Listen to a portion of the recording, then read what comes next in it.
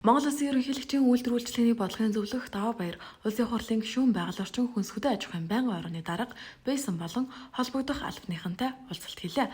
Уулзалтаар хүнсний хувьсгал үндэсний хөдөлгөөний хүрээнд хэрэгжүүлж байгаа ажлуудын явц болон хамтын ажиллагаа цаашид авч хэрэгжүүлэх анхаарах асуудлуудыг хилэлцэн санал солилцлоо. Монгол Улсын ерөнхийлөгчийн санаачилсан хүнсний хангамж аюулгүй байдал үндэсний хөдөлгөөний явцын талаар байгаль орчин хүнс хөдөө аж ахуйн байнгын орооны бүрэлдэхүүнүүдэд танилцуулга хийлээ. Хүнсний хувьсгал үндэсний хөдөлгөөн маань эхлээд 2 жил яг 4 сарын хугацаа өнгөрч байна. За энэ хугацаанд бол бид одоогийн байдлаар 1.3 их нэж хуу төгрөгийн 5-6% хүүтэй 5 жилийн хугацаатай зээлийг олгочоо явж байна.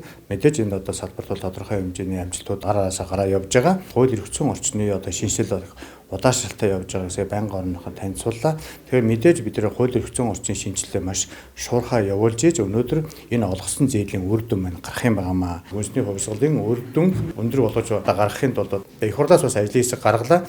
Тэгэхээр энэ бүх хүнсний хувьсгалын үр дүн бид нэг талдаа хангамж нөгөө талдаа аюулгүй байдлыг шийдэхэд бол бид нар бүхий л талаар ажлаа идэвхтэй явуулж байна да. Уулзалтаар малыг эрүүлжүүлэх, стандартжуулах, мах экспортлох болоод ард иргэдээ чанартай хямд махаар хангах талаар хэлцлээ.